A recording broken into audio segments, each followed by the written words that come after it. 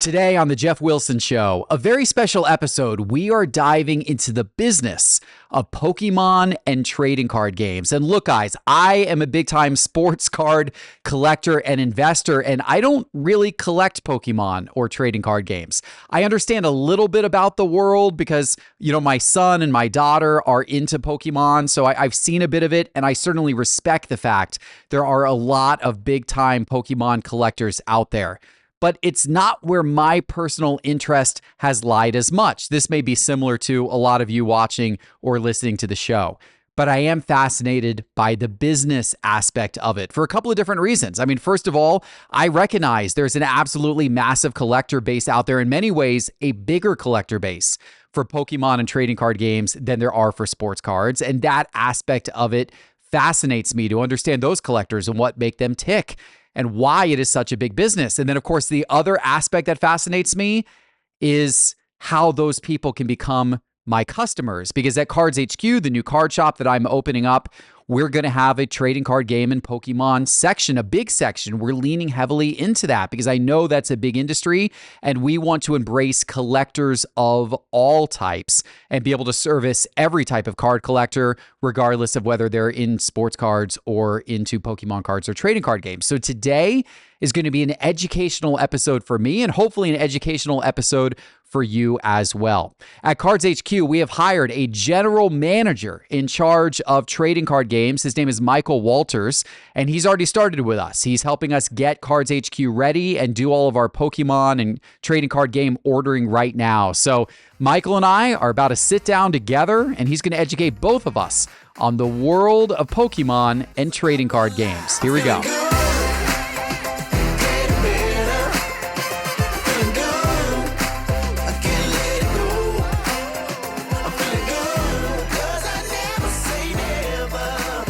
Mike, welcome to the show. Thanks for having me. I'm excited to be here. I'm excited to dig in with you, and I want to start with this. Tell me, why is Pokemon so damn popular right now? I think there's a few reasons. The nice part about playing the video games is that it's about yourself. You're playing as the character. So instead of playing as Harry Potter or as Link and Zelda, you get to kind of just be yourself. Interesting. And then there's so many different creatures now. You kind of have that originally when they were making them, they were basing them a lot off of animals in real life. So you kind of have that familiarity with Pokemon. Interesting. So you actually collect, I mean, I guess these have some similarities to them being your pets almost, right? Yeah. Okay. So I haven't thought about this aspect of it. So is this how you got into Pokemon, playing the actual Pokemon video game? Yeah. So I originally started playing with the Ruby and Emerald way back on the Game Boys. Okay. And then just kept playing them and just kind of kept getting more into it. And then eventually got into the cards and then Pokemon Go. And then. Interesting. Is the video game how you think a lot of people started with Pokemon? Do you think the majority of like Pokemon collectors or game players would say that they started by playing one of the Pokemon video games? I think it'd be either the video game or maybe watching the anime or the TV shows. I always assumed it was the TV shows. I don't know a lot about the origins of Pokemon because this missed me. This missed my generation, right? I'm older than you, obviously. And when I was growing up, there wasn't Pokemon. Like Pokemon hit after I was, I guess, already an adult. When did the games and everything come out in the 90s? Yeah, so Pokemon was originally made in Japan in 1996. Okay.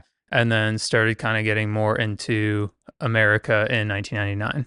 Okay. Yeah. So I would have been in college when it was getting into America, and it was not, probably not super cool at that point to, be looking at these characters in college, or for whatever reason, I was more invested in doing other things at that time than figuring out what Pokemon was. I didn't even heard of it. Like it just completely missed me for years and years. It wasn't until when my oldest son Reeves was in probably like kindergarten, when kids were, he wanted Pokemon cards. That was the first time I think I'd ever even really heard of Pokemon. Like I might have, known that it was a TV show or something, but I'd never paid any attention to it. And then all of a sudden he's getting into it. So my introduction into it really was the cards, not the TV show, not the video games. But it sounds like that's atypical. Most people got into it through the anime, through the through the video games, and then the cards actually came later. Yeah, I would say the cards, because then you like to, you already know the Pokemon from either the games or the anime, and then you get to kind of collect your favorite Pokemon through the cards. Okay. Interesting. All right. So it actually was an extension of those things, and then it started to build popularity from there.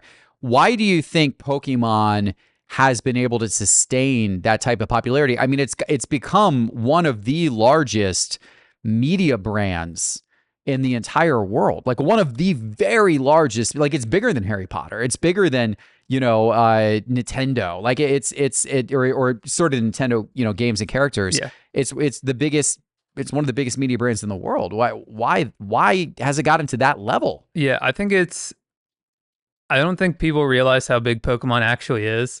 I think a lot of people just think that it's just kind of like, oh, it's, kind of like its own like niche thing, kind of like it's whatever. But then when you start realizing like it's bigger than Disney and it's bigger than all the Marvel and like DC and all that stuff, and you start realizing, wow, these brands that we think are massive and Pokemon's light years ahead of that. Yeah, it's fascinating, the scope of it. I obviously went to Japan this summer. I was expecting to see a lot of Pokemon. I did see a lot of Pokemon. They've got a bunch of Pokemon centers and various big malls there and everything like that. And it was really interesting to see. Anyone who doubts its popularity in America simply needs to look at the grading reports. And we're going to get into this more later, but if you read the gem rate reports about how many cards are being graded every month, there's about as many Pokemon and trading card game, which is mainly Pokemon cards being graded, as there are all of the major sports combined. So if you took football plus basketball plus baseball cards and added them together, it comes out to around the same number of Pokemon cards that are being graded on a monthly basis, give or take 100,000 or something like that. But I mean, it's relatively close, which that tells you the size and scope of it. I'm not sure many sports card collectors quite understand that scope, because when you go to sports card shows, there's typically a few booths here and there selling Pokemon, but it's a minor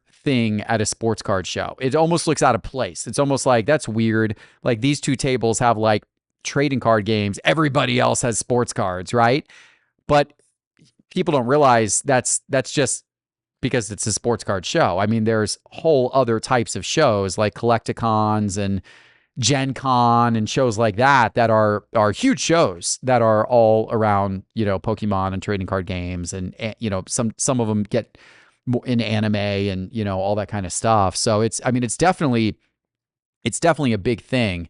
I've observed that Pokemon feels, I think, almost a little bit more like a lifestyle. Like it seems like having gone to the Collecticons before, it seems like people show up there not just to try to pick up some cards or look at cards. In fact, there's a lot of people there that don't really show up for the cards at all.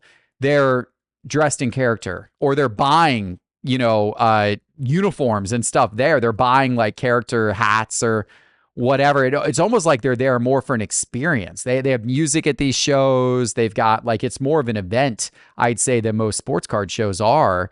Why is it? Is Pokemon more of a lifestyle, you think, beyond just like a trading card game and a video game? Yeah, I mean, I think so. I'm always doing something with Pokemon.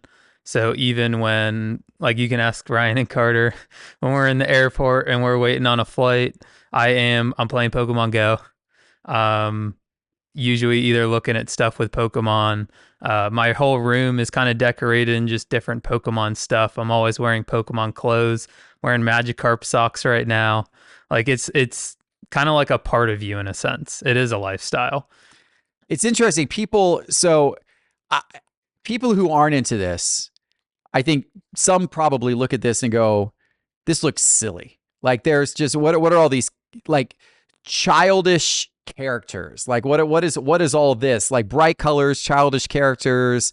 In some ways it kind of looks like a kid's game. But then you see the number of big celebrities that are into this and like the number of big influencers, all adults. I mean, all the clearly there's tons of adults into this, maybe more adults than kids, into Pokemon. Um, what is it about the spirit of that has kept someone like you, a grown man, wearing Magic Carp socks? I think it's just kind of neat for the characters. Like I've always liked the designs of different characters, but I think there's like a different character for everybody, I would say. And that's why people have their favorite player or team. Like for us, we have our favorite Pokemon.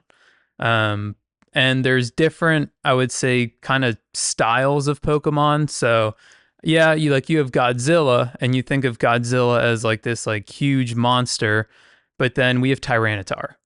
And Tyranitar is kind of the same thing, like this huge monster. Then at the same time, he's kind of cute and adorable. So it's kind of different in that aspect, and it's interesting to see how we keep getting those. Like we kind of Pokemon covers all aspects of it. Okay, who's your favorite character? Mine's Lugia. Okay, Always been a huge Lugia fan. why Lugia? So when I was a lot younger, we were opening up e-reader series cards. I pulled the Crystal Lugia from Aquapolis out of probably 6 packs. Like I didn't open up a lot of that set, but I happened to re-find it a couple years earlier in a shoebox. So I didn't keep very good care of my cards, which I feel like most people didn't at the time. When you're a kid, you like to just play with them on concrete. Mm-hmm. And so luckily mine wasn't as played with on concrete as most of my other cards. But I think I just really like the style of that card, and the card looked really cool. And now it's a pretty popular card. Are adults still getting into Pokemon like new? Like are you see right now in sports cards, we saw during the boom tons of new people getting into cards, and we're still seeing new people get into cards all the time. If you go to a card show in the sports card world, you're going to meet a ton of new collectors there who just got into it in the last few months. Is that happening in Pokemon? Yeah, it's still happening in Pokemon, just like it is in sports. Doesn't really matter what age you are. I mean, we see little kids getting back into trading, or not getting back into, but we see kids getting into trading cards for sports. We see adults getting into it. It's the same thing for Pokemon. Okay. I even had an experience when I was working at Publix where we had a guy who was probably 35 or 40. Couldn't imagine he ever knew anything about Pokemon. And he came up to me and he was like, "Hey, I started playing the new Pokemon game." He's like, "I'm really enjoying it. Never really tried one before." So it's kind of neat in that way too, where it's not just kids getting into it. It really is everybody. Interesting. I want to talk about the other trading card games some as well, but we'll get a little bit more to that later. But I'm just curious right now, how does this popularity that you're talking about around Pokemon, how does that compare to the popularity around the other trading card games? Are any of them anywhere close to Pokemon's level? Or is it just like Pokemon is by far and away number one, and then there's a big drop off in terms of fan popularity until you get to Magic and Yu-Gi-Oh! And One Piece or whatever the other ones might be at the time, MetaZoo? Yeah, I think Magic's really big. I know for playability wise, I think it's a lot bigger than Pokemon because we have that collectability side on Pokemon. Whereas Magic, people do collect it, but it's more for people actually just playing the game. The other ones that I would say are potentially going to rival Pokemon is One Piece and Lorcana. Lorcana. I like hearing about Lorcana. I'm a big Disney guy, so I like hearing about Lorcana. Does Yu-Gi-Oh have much heat these days? I know that was popular for a while. Yeah, I would say not as much, unfortunately. There still is a market for Yu-Gi-Oh, and people still play it. I know a couple guys that still play in the local tournaments for Yu-Gi-Oh, but it's not as big as, I would say, Pokemon or Magic. Okay. So you said something interesting. You talked about how Magic, from a gameplay perspective, might be even more popular than Pokemon. There's a lot of people gameplay, but there's not nearly as much collectability in Magic, whereas Pokemon has a lot of collectability. Let's talk about that split, because that's interesting, right? So you've got people who play Pokemon, you've got people who collect Pokemon. How many people both play and collect Pokemon, or do people tend to fit more in one camp or the other? I would say more people just collect the cards than actually play it. The people who do play the game still collect, but it's mainly just the majority of people actually collecting the cards don't play the game. Okay. And you do both. You're actually a judge, right, for Pokemon tournaments? Yeah, so I'm a TCG judge and a TCG organizer. Okay. So you can does that mean you do more than just Pokemon? Just Pokemon. Okay. But I am able to, like, I know the rules and are able to, like, officiate a tournament, but also I'm able to run a tournament as well. Okay. I'm sure we'll be doing some of that in CardsHQ. So that's a Yes. very helpful skill set. One of the things we were certainly interested in when you applied. Okay, so that's interesting. So more collectors, you think, in Pokemon than actual game players. A lot of game players do collect.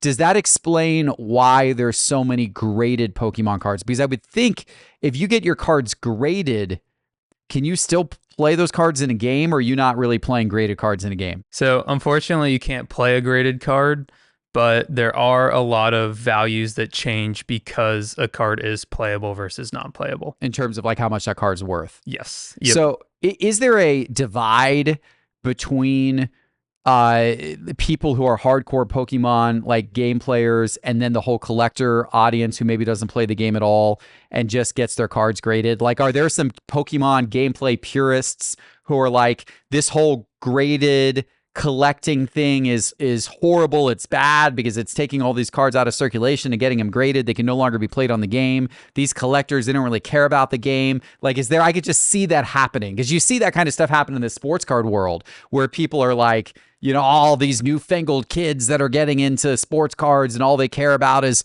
flipping them or how much money they're worth, or the print runs of the sets these days are ridiculous because all these new people, and back in my day, you get all that stuff in the sports card world all the time, right? Do you get that in the Pokemon world? I would say the divide probably isn't there as much, or like the people who are playing the game aren't hating on the graded cards or stuff like that. It's mainly like some of the graded cards some of the cards you might not want to get graded because they're valuable because of the playability aspect. But there's still value to cards. Mm-hmm. There's still value to all the Pokemon cards, and people want those 10s. Yeah. They want to say they have a perfect card. Yeah. Either if it's playable or not playable. Interesting. What characters have the most value? I knowing a little bit about it, I know, obviously Charizard seems to set record sales. I know Pikachu's got a lot of popularity. I know Venusaur seems to have a lot of popularity around Venusaur. What are the top characters? Someone who maybe is new getting into it and they're interested in, well, how do I buy a card that, graded for my collection that might have some interest and value and people care about and want to trade me for, or whatever?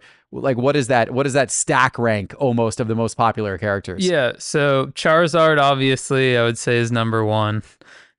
He's a dragon, so you can't go wrong with that. Then there's Pikachu and Eevee, are also other ones that we see a lot of, either in the animes, the games, the actual cards. There's a lot of cards of them as well. And then some other ones. So there's like Gengar, Lucario, Gardevoir, some other different Pokemon that are more popular than I would say others. Okay. All right. So we'll keep an eye out for them for sure. Yeah, how have you seen, how long have you been doing like playing, how long have you been into Pokemon cards? So I was into Pokemon cards as a kid. That's where I got the Lugia from, and that's where I eventually stopped after a while. My parents told me, "Oh, you'll grow out of Pokemon." And so I was like, "Okay, you're probably right." Like, I wanted my whole room to be Pokemon themed. And so I ended up collecting more sports cards, got into baseball with my brother, and then eventually tried football cards, and then just decided, it's just not for me right now. And eventually went back to Pokemon cards. Got back to Pokemon. How has the Pokemon world changed since the early days. It seems to me now, and I don't know if I assume it didn't used to be this way. It seems to me now like there's new Pokemon releases coming out quite often.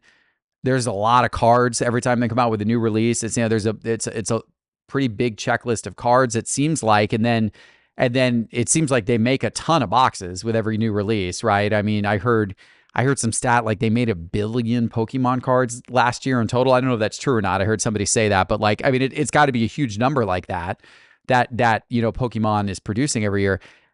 Was it like that when you were a kid, or was it a much different landscape?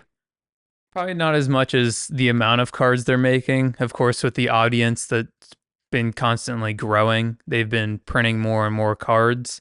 You do have to think there are a lot of energy cards and more common and uncommon cards, more of the bulk that they are printing a lot of those as well. Not necessarily just printing 1 billion of the secret illustrations or anything like that. Like it is, they are printing more of just the bulk of it than all of those. Do you worry that Pokemon is getting overprinted or overproduced? Probably a little bit. Probably a little bit. They are just printing a lot. I mean, we have 4, maybe 5 sets a year generally. There are a bunch of different boxes that come out on top of the different boxes that they make that aren't really set specific. Just every so often they like to make a new box. Mm-hmm. And this is, so they're coming out with 4 or 5 sets a year, plus, different types of boxes, all this type of thing. Yeah, I mean, that's a lot, but at the same time, you would know better than I, because you manage, a Pokemon store, or the Pokemon side of a sports card store prior to this. But it seems like, from what I've seen, like demand remains really high. And when these new Pokemon sets come out, despite the fact they come out with a lot of them and they print a lot, you got a line of people lined up to get them on release day. And sometimes they sell out relatively quickly. Yeah, there's always new people like new cards. So regardless of how many they're actually printing, it's always nice to get that new artwork of the Pokemon that you've had on your team or like to collect. Yeah, I'm curious. So, I know, like, kind of a little bit of the evolution of some of these Pokemon cards over the last several years because of watching my sons pull the card. So I remember, like it was, I don't know, 7 or 8 years ago that Reeves would get really excited when he pulled an EX card. And then all of a sudden there were mega EXs. And he's like, oh my God, these mega EXs are even more powerful than the EXs. Then there were GXs. Then there were tag team GXs, I believe. And, you've had these different things. And do they come out with like more powerful and better cards? And does that make the older sets less playable from a gameplay perspective? Or do you not mix old versus new when you're playing? So it's a little bit of both. The cards are kind of power creeping a little bit, so they are getting stronger and stronger as the game progresses through the years. On top of that, when they come out with a video game, that's when they kind of start an era of Pokemon, and they have new versions of the cards. So like the EXs or VMAXs or the GXs. Those are kind of specifically set to like an era of the cards with the video game. I forgot about the VMAXs. Yeah, that's been its own. Okay, that's been its own thing. Interesting. So that ties back into a video game. So that's why you've got these different types of cards. Okay. The power creeping, I think, is interesting. I think there's a psychology there that, like, they probably want to make every new release or every year there be like, this cool chase card that people are going after that maybe is this Charizard's maybe a little more powerful than the Charizard from last year, the Charizard from the year before. But that also, to me, like, if you go down that path, that means that someday you're going to have Charizards that do like 3,000 damage. And then your Charizards from like 10 years ago are going to like look kind of worthless in comparison from a gameplay perspective. Yeah, so it's funny to go back and look at these original Pokemon cards like base set, jungle, fossil, and see that these stage 2 or higher evolution cards are pretty weak in comparison to what they are now. So you have some Pokemon that could be kind of like a basic card that has the same HP as Charizard from Wow. base set. Yeah, that's funny. Well, that is that creep in terms of power, the power creep, I guess you were talking about. I think it's just natural. That's going to happen with a product like that. But that's funny. But that certainly hasn't lessened the collectability of the early cards. The early cards are the ones that tend to be worth the most because those are the most rare and the oldest and, the first Pokemon cards. And they tend to be the ones that I think everybody wants, right? Yeah. I mean, everybody just likes the originals. Kind of when you think about like Mickey Mantle for sports, everybody wants his rookie and they know about his rookie.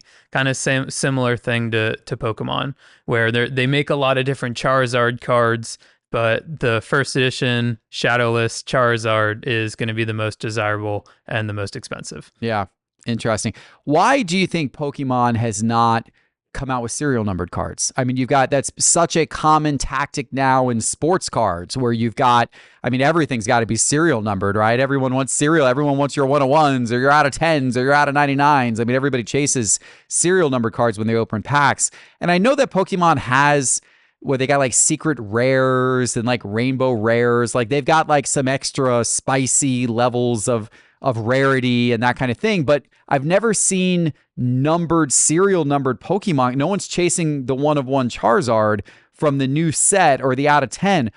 Why do you think they haven't gone to that?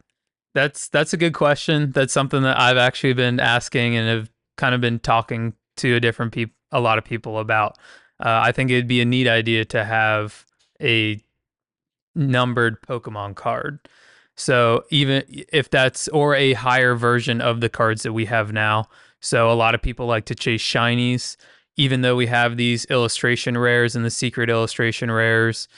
Why not go a little like one step further and make it where you have a whole nother rarity on top of that are shiny in that card? Yeah, that'd be interesting. I mean, maybe the danger with doing it is that you then kind of expose what your actual production run is, right? Because okay, well, if we know that there's, cards that are serial numbered to 99 or 299, how many boxes and packs does it take you to find one of those cards? And then you can kind of back into the math a little bit. And maybe they print so much of it that they're worried that the out of 99s are going to be so impossible to find that it's just going to be people are going to be chasing ghosts. And maybe they worry it's going to somehow reflect poorly. I don't know, but it is an interesting question. Yeah, it could be something like that. I know Magic the Gathering just recently started doing serialized cards. So hopefully Pokemon will kind of take a little bit from that and go, how can we kind of integrate some serial numbered cards into the card game? Yeah, it'd be interesting for sure. So let's talk about Pokemon and trading card games in general in relation to CardsHQ. So you've obviously come on board and you're largely responsible for setting up the whole trading card game section in the store. And we're going to have a big trading card game section. So how do you think we are going to balance that when it comes to first of all, within Pokemon, when it comes to different types of boxes? I know there's booster boxes and then there's these, I don't know what you call them, the boxes that you see in Walmart and Target that, the more, less expensive boxes. Like EX boxes. There you go. That kind of stuff. Build and battles. Yeah. So how are we going to balance boosters versus graded cards versus single cards? What's the right type of mix of stuff? Raw cards, I should say. What's the right type of mix of stuff for a TCG store to carry? So we're going to have just a mix of all of it. So I want no matter what price point, generally when the set comes out, they have a bunch of different boxes at a bunch of different price points. So we're going to have a mix of all of those, as well as all the new releases and a mix of those different boxes that they come out with every so often.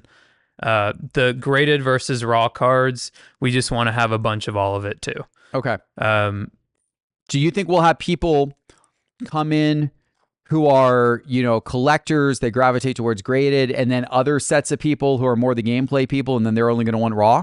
Yeah, so I see it kind of on a day-to-day basis. A lot of people do like their graded cards and do want the 10s or the 9s. But then at the same time, we do have a lot of people that like to binder fill and master set and just play the game. And sometimes people like to bling out their deck. Mm-hmm. And if you don't have the Giratina V alternate art card, maybe they want it in their deck to actually play the game. Mm-hmm. Even though that's an expensive card, they're willing to kind of shuffle it up and kind of damage it in a sense, but they want to kind of show it off. Yeah. So you can't do that with a graded card. So you need the copies raw to be able to sell to them as well. Okay. So really a mix of all the above. Like if we're going to be a serious player in the Pokemon space in terms of card sales, sounds like we need to appeal to really all audiences at all price points. Yeah. Okay. Interesting. All right. What do you think about the mix of other TCG? So like as you're planning this out, do you give 80% to Pokemon, 50% to Pokemon? How do you divide up between Magic and Yu-Gi-Oh and One Piece and MetaZoo and whatever else Lorcana we talked about, right? Whatever else might go. There's Flesh and Blood. I don't know how popular that is these days. I know there's a lot of them, right? Yeah. How do you manage all of that? So that it's a little tough. We're mainly gonna have a bunch of Pokemon, but we still want to keep all of those other games in mind as well. So we're gonna keep stocking Magic, Yu-Gi-Oh. Lorcana is going to be big for us. I know Ryan and Carter are huge fans of Lorcana, kind of like everybody else right now. So with that, we're going to try to keep a lot of the product, which is difficult because it's just sold out from distributor wise. So it's tough to actually get the product. Mm-hmm. But we're going to try and keep having those, even Star Wars is coming out with a new trading card game. So we're going to keep an eye on that just so we have a mix for everybody. Yeah. Okay. I guess that's the good thing to do. I know getting new product for this stuff can be tough, just like it is in sports cards. I mean, I think it's a little easier to like get Pokemon distribution, but it's still not. It's not the easiest thing in the world. And in some of these other games, as you mentioned, like Lorcana, I know that's been a challenge for people to get Lorcana. And you know that there's been a rush on all of this stuff. So it's not, I guess, the easiest stuff to just get. Yeah. Yeah. And then we got to do a lot of buying to go get singles for Pokemon and Lorcana and all of these games. What's that process been like so far? It's been a little tough. So mainly, like how you were saying, we have for more of the TCG side, we have stuff like Collecticon. We have these huge events that are mainly based on TCG. Currently, we've been going to a bunch of different sports shows, which do have Pokemon, but not to the scale that we're probably trying to purchase. Yeah.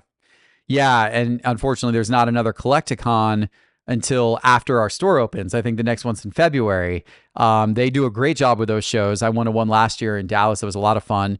Or was it Houston? Dallas or Houston? Might have been Houston. I can't remember. Somewhere Texas. I went to a Collecticon and it was a lot of fun last year.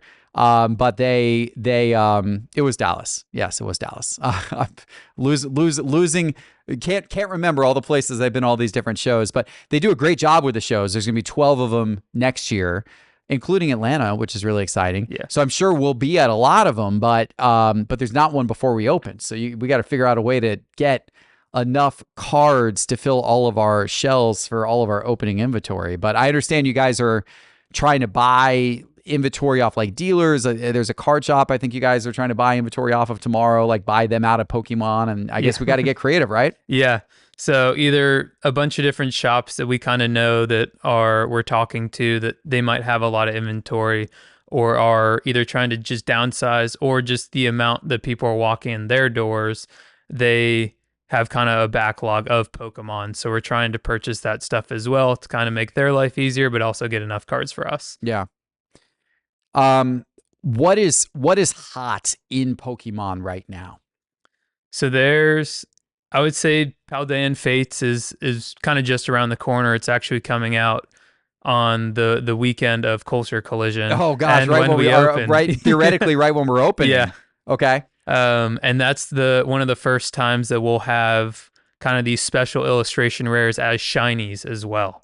So a lot of people are really excited about that. Although there aren't many shiny versions of those cards in the set, there's a Charizard that's a shiny that is a special illustration rare. Okay, so that's going to be the one everyone's chasing. Yes, it'll be a really big card. Okay, so if we rip some boxes that weekend and hit one of those, we're going to be happy. Or if one of our customers comes into CardsHQ, wow, that's wild. So that's a big release, and the timing of that is right around our grand opening. Yeah. Okay, well, that's exciting. I'm glad to hear about that. Okay, so everyone's hyped up about that. Was there anything that released this year which still has a lot of buzz that people are going back and trying to buy more of? So they just started the Scarlet and Violet era this year. The game was released last year, and so with that, in January they came out with Scarlet and Violet. I would say Paldea Evolved is a set that is just good for playability. There's a lot of Iono cards, which is a staple for playing the game. Mhm. So people are always kind of just going back to that one. Now, there will be an Iono in the Paldean Fate set, which will be pretty cool. So we're excited about that. Okay, cool. And outside of Pokemon, you've already mentioned a lot of excitement right now, like around Lorcana. You mentioned One Piece. I noticed that you bought some One Piece when we were up at the Philly Card Show. You were excited about buying a dealer out of a whole bunch of boxes of One Piece that he had. When I was in Japan this summer, touring trading card game stores in Japan, which by the way, it's huge over there. Like, have you ever been over to Japan? Have you ever experienced it over there? Unfortunately, not. I Yeah. was kind of hoping to be able to go for the World Championships that happened in Japan last year, Yeah. but wasn't able to make it. It's a cool experience. I mean, even as not having been a trading card game fan in general, I still wanted to go see it all and go tour all the stores and just get a feel for it because I know how big of a deal it is. And it was cool to see the amount of trading card games, the passion. And I went to some great stores. I met with the owners of the Mint stores over there, which is actually a chain of sports card stores in Japan, but they also have some trading card game stores as well. They have Mint Games is one of their stores, which is trading card game based. So I went and toured that, and they said to me that One Piece is very, very hot in Japan. It was kind of one of their hottest newish trading card games in Japan. And then I noticed you buying that at the Philly show. Is that one of the next up and coming ones? Do you think that one's going to have a lot of heat as well? Yeah, so One Piece just started coming out, I want to say, if not the beginning of this year, I want to say last year. Mm-hmm. So it's a brand new set. They just released the 5th set recently, and it is just taken off Why? What makes a new set like that take off? So I think it's the playability of it, like people just enjoy playing the game, but also how big the anime is. Mm-hmm. So One Piece is, I want to say, one of the biggest animes ever. And so to be able to bring that into cards that people can collect, they like to collect their favorite player. Okay, so this was an existing show that is the show in the U.S. or is the show only in Japan? I want to say it's dubbed in English, okay. But I want to, if I'm not huge into animes, so I don't exactly know, but I'm pretty sure it started off in Japan, was dubbed in English, and then Netflix recently came out with the One Piece like live version. Okay, interesting. All right, cool. So that's I guess what's hot. That's what's next. So we got to get ready for One Piece as well. Very cool. Well, Mike, this has been super informative. I appreciate this. I need to continue to learn more and more about this because we're obviously gonna have a lot of this in the shop, and we're not far away. We're about a month or so away, a little over a month from the debut of our store. Maybe not our full opening, but at least our previews are a little bit over a month away, and this is going to be certainly a big part of it. So we're excited. I'm going to continue to learn more about this, and thank you for sharing and bringing me up to speed on everything that's going on with Pokemon and trading card games today. Of course. One last question for you, Geoff. Do you think you'll ever start collecting Pokemon cards? Maybe I have to. I don't know. Maybe I have to. My son Harrison has a pretty killer Pikachu collection. Ooh. He really specialized in on Pikachu, which I was happy he did because Pikachu's more affordable than some of the other characters. I mean, you're certainly a lot more affordable than like Charizard. Yes. So I was actually happy he chose Pikachu and not Charizard. So he's got his Pikachu thing going on. I like Pikachu as well. I don't know. Maybe I need to pick my character. Maybe that's the key to the whole thing, right? Yeah. Yeah. All right. We'll work on that. I appreciate that. All right, guys. Well, hopefully you enjoyed the episode as much as I did. If you did, please give it a like. If you're watching on YouTube, make sure you're subscribed. And these Geoff Wilson shows, the full episodes are available on YouTube under the Geoff Wilson Show on YouTube in video form, as well as on Apple Podcasts and on Spotify, so you can always listen on the go. We appreciate you guys watching. We'll see you next time for the next one. Take care.